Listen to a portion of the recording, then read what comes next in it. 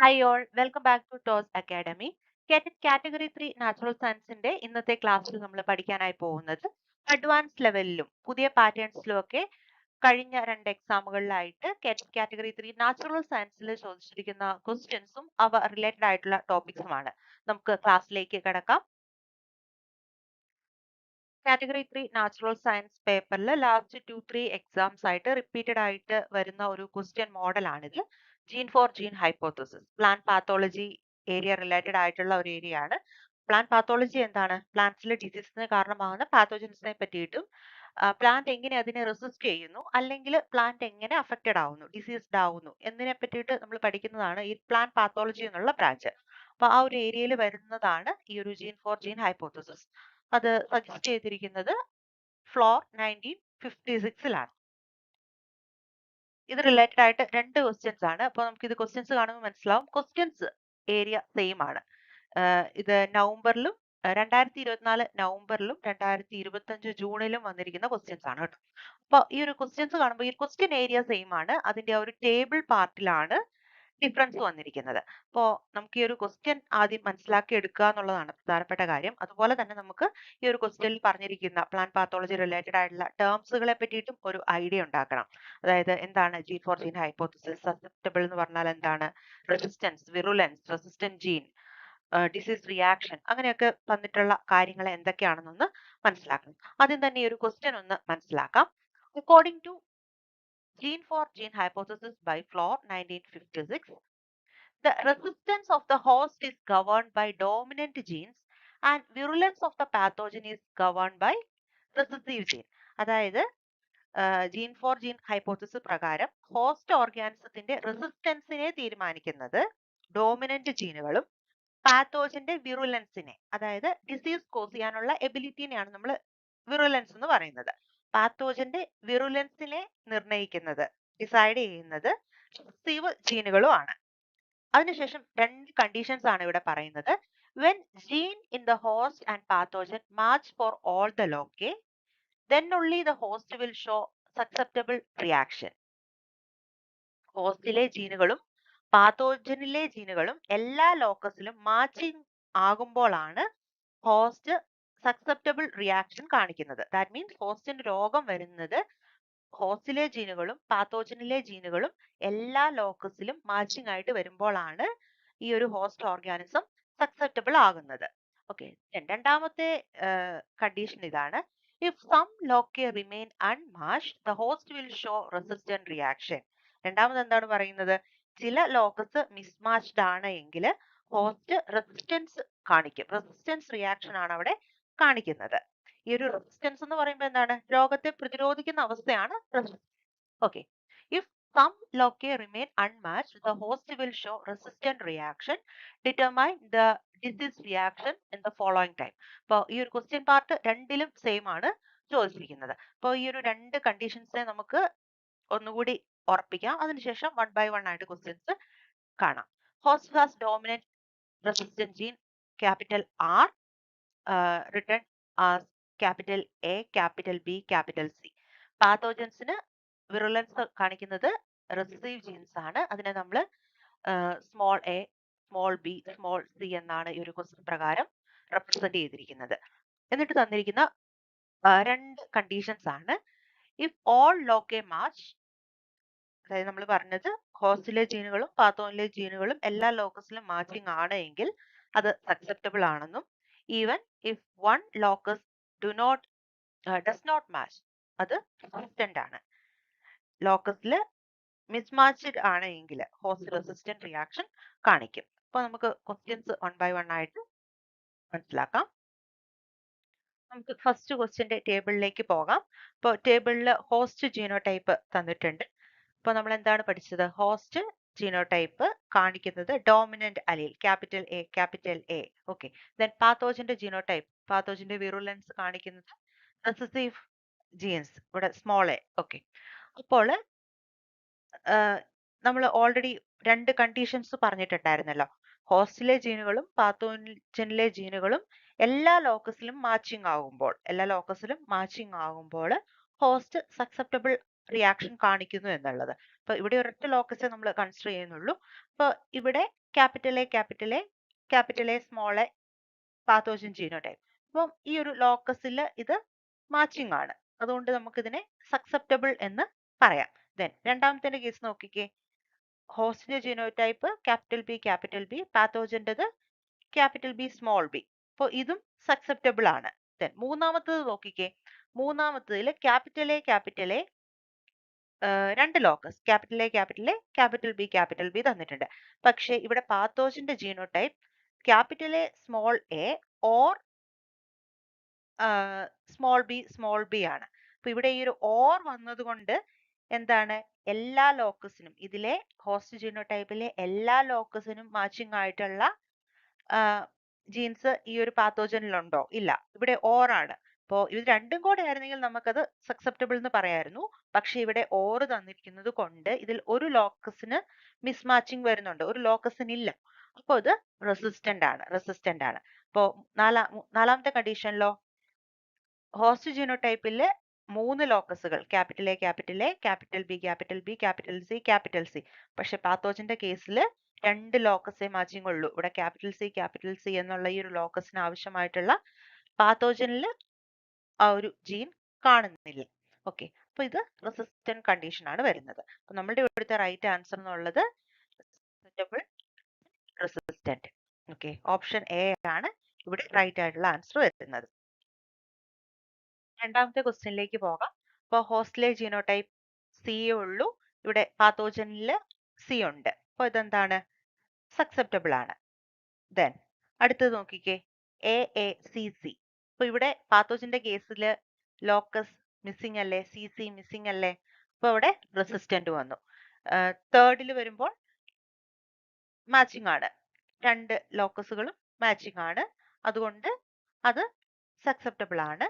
Then നാലാമത്തേതിൽ വരുമ്പോൾ 3 ലോക്കസുകൾ consider ചെയ്യുക, പക്ഷേ ഇവിടെ ബി എന്നുള്ള ലോക്കസിന് മാച്ചിങ് ആയിട്ട് പാത്തോജനിൽ വരുന്നില്ല, അതുകൊണ്ട് അത് റെസിസ്റ്റന്റ് ആണ്. ഇവിടെ correct answer susceptible, resistant, susceptible, resistant. ഇവിടെയും ഓപ്ഷൻ എ ആണ് റൈറ്റ് ആയിട്ടുള്ള ആൻസർ വരുന്നത്. നമ്മൾ പഠിച്ച കാര്യങ്ങളെ ഒന്ന് കൺക്ലൂഡ് ചെയ്തിട്ട് അടുത്ത സെറ്റ് ഓഫ് ക്വസ്റ്റ്യൻസിലേക്ക് പോകാം. അപ്പോൾ ഫസ്റ്റ് ഓഫ് ഓൾ എന്താണ് റെസിസ്റ്റൻസ്? ഒരു പാത്തോജനെ ഡിഫെൻഡ് ചെയ്യാനുള്ള പ്ലാന്റിന്റെ കപ്പാസിറ്റീനെ നമുക്ക് റെസിസ്റ്റൻസ് എന്ന് വിളിക്കാം. അങ്ങനെ ഡിഫെൻഡ് ചെയ്യുന്നതിലൂടെ പ്ലാന്റ് ഡിസീസ് ഡെവലപ്പ് ചെയ്യുന്നില്ല.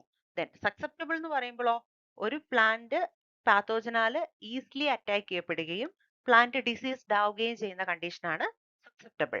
ഓക്കെ, എപ്പോഴാണ് ഒരു പ്ലാന്റ് റെസിസ്റ്റന്റ് ആകുന്നത്? ഈ ഒരു ജീൻ ഹൈപ്പോത്തസിസ് പ്രകാരം a plant becomes resistant when one or more resistant genes in the host plant do not have corresponding virulence gene in the pathogen. This mismatch enables the plant to recognize the pathogen and activate defense mechanisms such as hypersensitive responses, which prevent or limit infection, resulting in resistance. എപ്പോഴാണ് ഒരു plant സക്സെപ്റ്റബിൾ ആകുന്നത്? According to gene-for-gene hypothesis, a plant becomes susceptible when all resistance genes present in the host are matched by the corresponding virulence gene in the pathogen. In this situation, the pathogen is able to overcome the host defense system. The host fails to recognize the pathogen and no effective defense responses activated. As a result of this, pathogen successfully infect the plant and disease develops, make the plant susceptible. Okay, ഈ ഒരു area clear ആണല്ലോ. അടുത്ത ക്വസ്റ്റ്യനിലേക്ക് പോകാം. കഴിഞ്ഞ ഒരു 3 question പേപ്പറുകൾ എടുത്തു നോക്കിയാലും അതിൽ കാണുന്ന ഒരു ഏരിയ ആണ് നമ്മളുടെ സെൽ സൈക്കിളിൽ നിന്നുള്ള ക്വസ്റ്റ്യൻസ്. 2-ലധികം ക്വസ്റ്റ്യൻസ്, 2 അല്ലെ 3 ക്വസ്റ്റ്യൻസ് വരെയൊക്കെയാണ് ഈ ഒരു സെൽ സൈക്കിൾ റിലേറ്റഡ് ആയിട്ട് ചോദിച്ചിട്ടുള്ളത്. അപ്പോൾ ഈ ഒരു ക്വസ്റ്റ്യൻസിൽ നമുക്ക് മനസ്സിലാകുന്ന കാര്യം, ആദ്യം തന്നെ സെൽ റിലേറ്റഡ് ആയിട്ടുള്ള സെല്ലിന്റെ ഹിസ്റ്ററി കാര്യങ്ങൾ പഠിക്കണം. രണ്ടാമതായിട്ട് സെൽ ഓർഗനൽസ്, അവയുടെ പ്രത്യേകതകൾ. ഇപ്പോൾ നമ്മൾ ജസ്റ്റ് ഓരോ സെൽ ഓർഗനലും അവയുടെ ഫങ്ഷൻസും പഠിക്കുന്നതിനേക്കാളും കൂടുതലായിട്ട് ചില സ്പെഷ്യൽ ഫീച്ചേഴ്സ് ഒക്കെ ഉണ്ടായിരിക്കുമല്ലോ. ഇപ്പോൾ ഡബിൾ മെംബ്രെയിൻ ബൗണ്ടഡ് ആയിട്ടുള്ള ഓർഗനൽസ് ഏതൊക്കെയാണ്? Nucleus, mitochondria, chloroplast. അല്ലെങ്കിൽ നോൺ മെംബ്രെയിൻ ബൗണ്ടഡ് ആയിട്ടുള്ള ഓർഗനൽസ്. അങ്ങനെ നമ്മൾ അതിന്റെ ഓരോന്നിന്റെയും പ്രത്യേകതകൾ എടുത്തു വെച്ച് പഠിക്കുന്നത് ഈ ഒരു സെൽ ആൻഡ് സെൽ ഡിവിഷനിൽ സെൽ റിലേറ്റഡ് ആയിട്ടുള്ള കാര്യങ്ങൾക്ക് ഹെൽപ്ഫുൾ ആണ്. ഒരു പ്രധാനപ്പെട്ട കാര്യം റൈബോസോം റിലേറ്റഡ് ആയിട്ടുള്ള ഒരു കാര്യമാണ്. അപ്പൊ നമുക്കറിയാം 70s and 80s type ribosome ഉണ്ട്. 70s ടൈപ്പ് റൈബോസോം പ്രോക്യാരിയോട്ടിലെ റൈബോസോം ആണെന്ന് നമുക്കറിയാം. ആ കൂടെ ഓർക്കണം മൈറ്റോകോൺട്രിയയിലും ക്ലോറോപ്ലാസ്റ്റിലും ഈ ഒരു 70s റൈബോസോം ആണ് കാണുന്നത്. അപ്പൊ ഈ ഒരു ക്വസ്റ്റ്യൻ കാണുമ്പോൾ തന്നെ നമുക്ക് ആ ഒരു കാര്യം മനസ്സിലാവുമല്ലോ. അപ്പോ ഇത് 2024 ഏപ്രിലിൽ ചോദിച്ച ഒരു ക്വസ്റ്റ്യൻ ആണ്. 70s ribosomes are found in options chloroplast, bacteria, mitochondria, all of the above. അപ്പോൾ ബാക്ടീരിയ പ്രോക്യാരിയോട്ടിൽ 70s റൈബോസോം ആണെന്ന് നമുക്കറിയാം. ആ കൂടെ ഓർക്കുക യൂക്യാരിയോട്സിൽ കാണപ്പെടുന്ന ക്ലോറോപ്ലാസ്റ്റിലും മൈറ്റോകോൺട്രിയയിലും ഈ ഒരു 70s റൈബോസോം തന്നെയാണ് കാണപ്പെടുന്നത്. അതുകൊണ്ട് തന്നെ ഇതിന്റെ ആൻസർ ഓപ്ഷൻ ഡി ആണ്. അടുത്തൊരു ക്വസ്റ്റ്യൻ ഏരിയ ഈ ഒരു സെൽ ആൻഡ് സെൽ ഡിവിഷൻ എടുക്കുമ്പോൾ നമ്മളുടെ mitosis meiosis cell cycle, mitosis meiosis cell cycle. അപ്പോൾ നമുക്കറിയാം സെൽ സൈക്കിളിന്റെ ആ ഒരു order G1s, G2, M, gap 1, synthesis phase, G2, gap 2, then M phase. അപ്പൊ ഈ ഒരു ഓർഡർ ഒന്ന് ഓർത്തിരിക്കുക. അപ്പൊ ഓരോന്നിലും നടക്കുന്ന കാര്യങ്ങൾ, അപ്പോ ഇന്റർഫേസിലാണ് ഈ ഒരു G1s, G2 വരുന്നത്. അപ്പോൾ അവിടെ ഓരോന്നിലും നടക്കുന്ന കാര്യങ്ങൾ, ഓരോ ഇവന്റ്സ്. അപ്പോൾ ഈ ഒരു 107ാമത്തെ ക്വസ്റ്റ്യൻ നോക്കിക്കേ. DNA replication occurs during option cytokinesis, interface, metaphase, prophase. അപ്പോൾ DNA replication നടക്കുന്നത് നമ്മളുടെ ഇന്റർഫേസിലാണ്. ഇന്റർഫേസിൽ എസ് ഫേസിലാണ്. ഇന്റർഫേസിൽ 3 G1s, G2. അതിനകത്തെ സിന്തസിസ് ഫേസിലാണ് ഈ ഒരു DNA replication നടക്കുന്നത്. അപ്പോൾ DNA replication occurs in the interface. Option B ആയിരുന്നു ഇവിടെ റൈറ്റ് ആയിട്ടുള്ള ആൻസർ വന്നിരുന്നത്. ദെൻ അടുത്തത് നോക്കുമ്പോൾ നമ്മളുടെ മൈറ്റോസിസ് മിയോസിസിലേക്കൊക്കെ പോയി. മിയോസിസിന്റെ ഒരു ക്വസ്റ്റ്യൻ ആണ്. ഇന്റർകൈനസിസ് ഈസ് ഫോളോഡ് ബൈ. അപ്പോൾ മിയോസിസ് 1 കഴിഞ്ഞ് മിയോസിസ് 2-ന് ഇടയിൽ നടക്കുന്നതിനാണ് നമ്മൾ ഇന്റർകൈനസിസ് എന്നുള്ള ഒരു സ്റ്റേജ്. അപ്പോൾ ഇന്റർകൈനസിസ് മിയോസിസ് 1-ന്റെയും മിയോസിസ് 2-ന്റെയും ഇടയിലാണ്. ഇപ്പോൾ മിയോസിസ് 1-ന്റെ ലാസ്റ്റ് സ്റ്റേജ് എന്നുള്ളത് ടീലോഫേസ് 1 ആണ്. ടീലോഫേസ് 1 കഴിഞ്ഞ് നടക്കുന്നതാണ് ഇന്റർകൈനസിസ്. ഇന്റർകൈനസിസ് കഴിഞ്ഞിട്ട് നടക്കുന്നതാണ് പ്രോഫേസ് 2. ഇപ്പോൾ interkinesis is followed by prophase 2. Option C ആയിരുന്നു ഇവിടെ റൈറ്റ് ആൻസർ വന്നിട്ടുണ്ടായിരുന്നത്. ഇത് 2024 നവംബറിൽ ചോദിച്ച ക്വസ്റ്റ്യൻ ആയിരുന്നു. ഇപ്പോൾ 2025 ജൂണില് മൈറ്റോസിസിന്റെ മിയോസിന്റെ സിഗ്നിഫിക്കൻസ് റിലേറ്റഡ് ആയിട്ടായിരുന്നു ക്വസ്റ്റ്യൻ വന്നിരുന്നത്. അപ്പോൾ ഓർക്കുക മൈറ്റോസിസ് എന്തിനു വേണ്ടിയിട്ടുള്ളതാണ്? Repair of wounds, growth, replacement of lost or damaged cell. Meiosis എന്തിനു വേണ്ടിയിട്ടുള്ളതാണ്? Production of gametes from diploid cell. അപ്പോൾ ഇവിടുത്തെ question not a function of mitosis.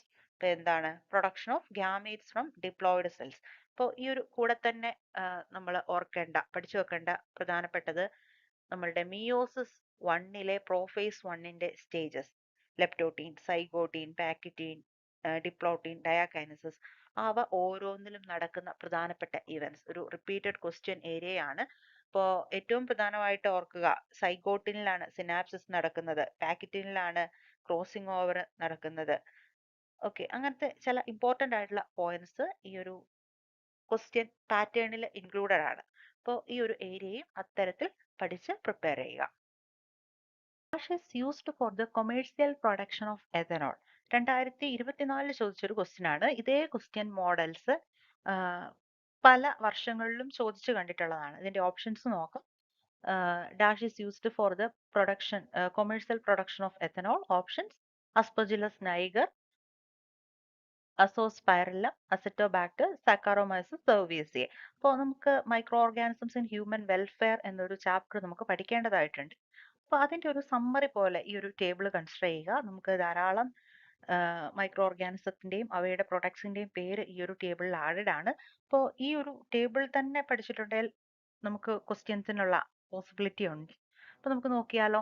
Chemicals, enzymes, bio active molecule, pest control, nitrogen fixation, antibiotics, ഇതെല്ലാം micro ഓർഗാനിസംസിൽ നിന്നുള്ള products ആണ്. ഇവ വഴി നമുക്ക് ഇതെല്ലാം ലഭിക്കുന്നുണ്ട്.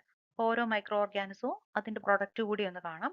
അസ്പെർജില്ലസ് നൈഗർ സിട്രിക് ആസിഡിന്റെ പ്രൊഡക്ഷന് വേണ്ടി, Acetobacter aceti acetic acid, Clostridium butylicum butyric acid, lactobacillus for lactic acid production, Saccharomyces cerevisiae, ethanol. അപ്പോൾ Saccharomyces cerevisiae ആണ് നമ്മുടെ ഈസ്റ്റ് എന്നുള്ള കാര്യം മറന്നേക്കല്ല്. അപ്പോൾ Saccharomyces cerevisiae ആണ് എഥനോളിന്റെ കൊമേഴ്സ്യൽ പ്രൊഡക്ഷന് വേണ്ടിയിട്ട് യൂസ് ചെയ്യുന്നത്. ദെൻ എൻസൈംസിൽ ഏറ്റവും പ്രധാനപ്പെട്ടതാണ് ഈ ഒരു streptokinase.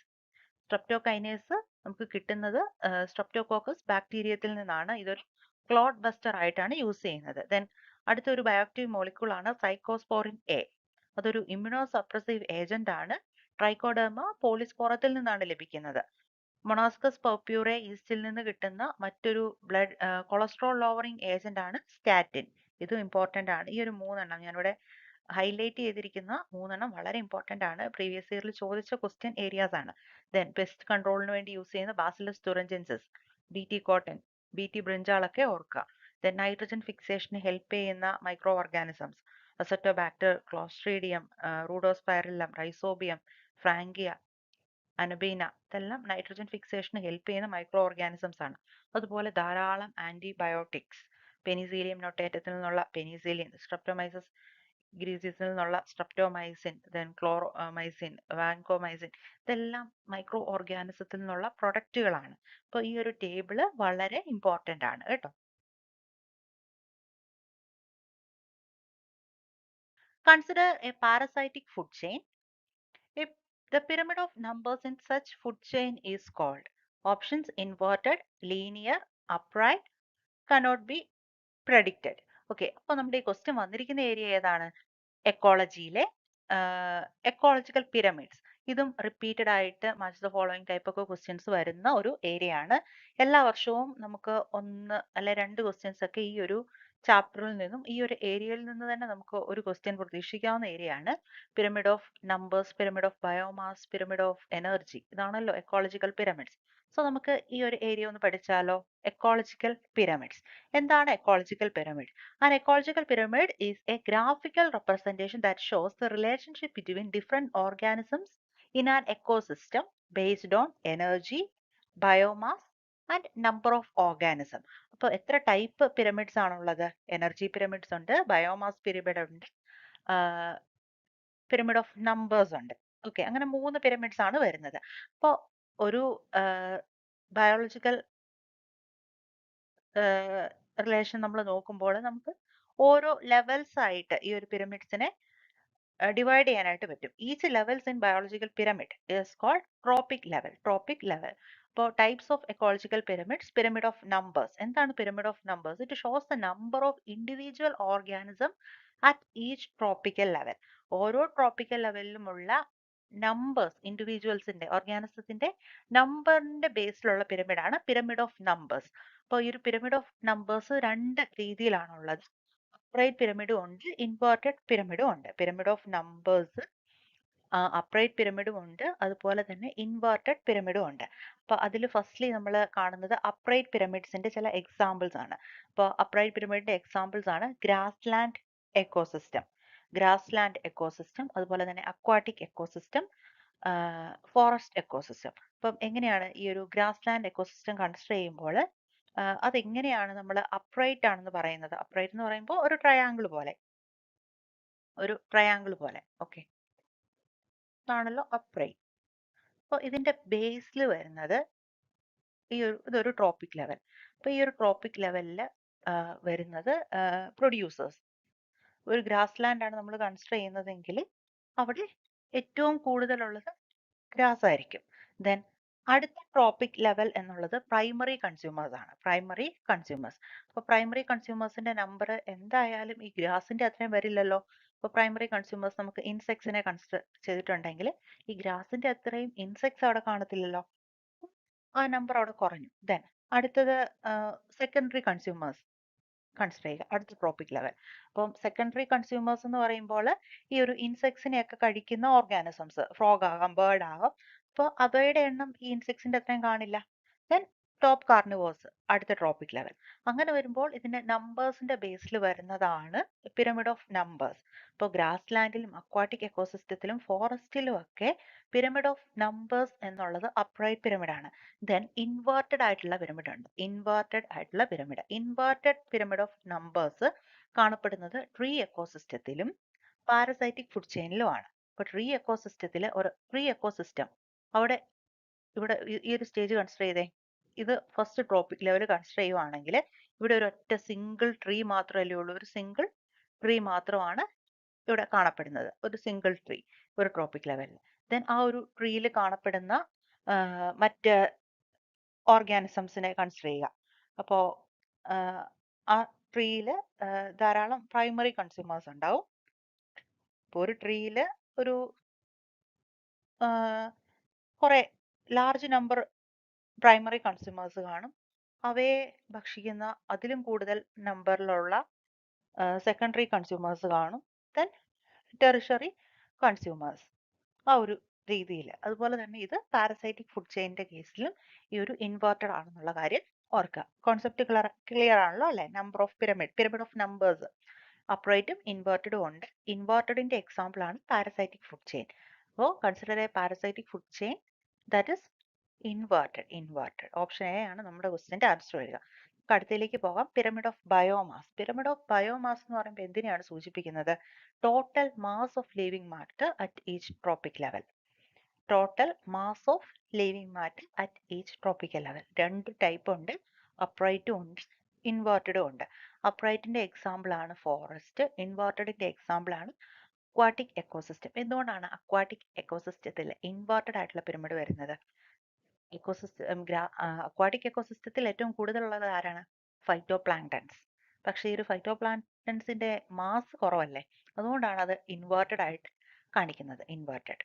Then pyramid of energy. Pyramid of energy എന്നുള്ളത് flow of energy from one trophic level to the next. ഇപ്പൊ പ്രൊഡ്യൂസേഴ്സ് മുകളിലേക്ക് ടോപ്പ് കാർണിവേഴ്സ് എത്തുമ്പോഴേക്കും എനർജി റെഡ്യൂസ് ചെയ്തിട്ടാണ് പോകുന്നത്. ഏറ്റവും കൂടുതൽ എനർജി പ്ലാന്റ്സിലാണല്ലോ. അപ്പൊ മുകളിലേക്ക് കുറഞ്ഞു പോകുന്നത് കൊണ്ട് അത് ഓൾവേസ് അപ്രൈറ്റ് ആയിരിക്കും.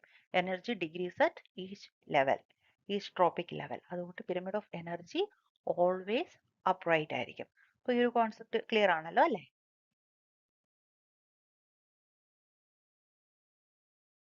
ഈ ഒരു ക്ലാസ്സിലെ ലാസ്റ്റ് ക്വസ്റ്റ്യൻ നമ്മൾ എടുത്തിരിക്കുന്നത് ഒരു സ്റ്റേറ്റ്മെന്റ് ലെവൽ ക്വസ്റ്റ്യൻ ആണ്.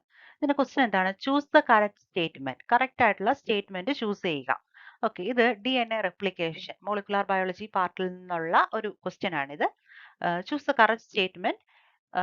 റെപ്ലിക്കേഷൻ ബബിളും റെപ്ലിക്കേഷൻ ഫോർക്ക് ഒക്കെ റിലേറ്റഡ് ആയിട്ടുള്ള ക്വസ്റ്റ്യൻ ആണ്. നമുക്ക് ഓരോ സ്റ്റേറ്റ്മെന്റും ഇവിടെ 5 സ്റ്റേറ്റ്മെന്റ്സ് ഉണ്ട്.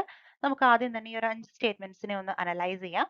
In prokaryotes there is a single replication bubble. In prokaryotes there is a single replication bubble. ഈ ഒരു സ്റ്റേറ്റ്മെന്റ് കറക്റ്റ് ആണ്. കാരണം എന്താണ്? ഈ ഒരു പിക്ചർ നോക്കിക്കേ.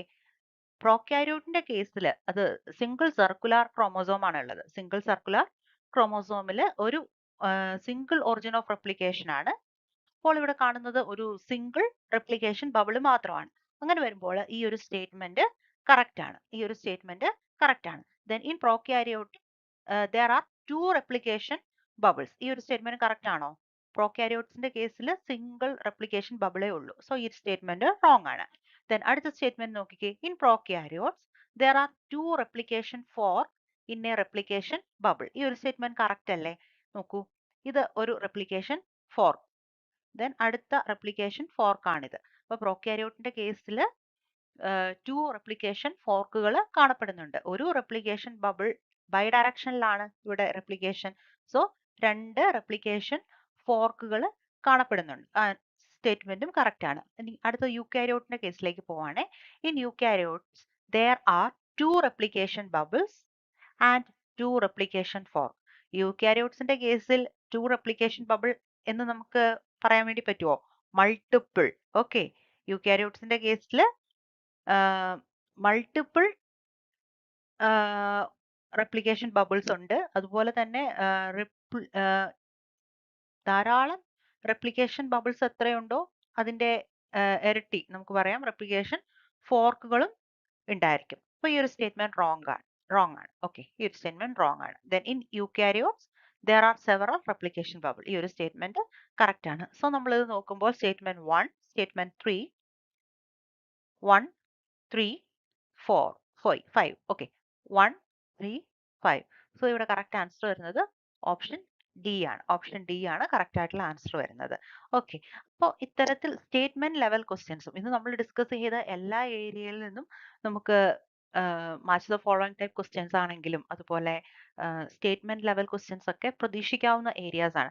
സോ ഈ ഒരു ഏരിയാസ് എല്ലാം വളരെ ഇമ്പോർട്ടന്റ് ആണ്. ആ ഒരു ഇമ്പോർട്ടൻസോട് കൂടി തന്നെ ഇതെല്ലാം പഠിക്കുക. അങ്ങനെ നമ്മളുടെ കേറ്ററ്റ് എക്സാമിന് വിജയിക്കാനായിട്ട് എല്ലാവരും പരിശ്രമിക്കുക. എല്ലാവർക്കും വിജയം ആശംസിക്കുന്നു. Thank you.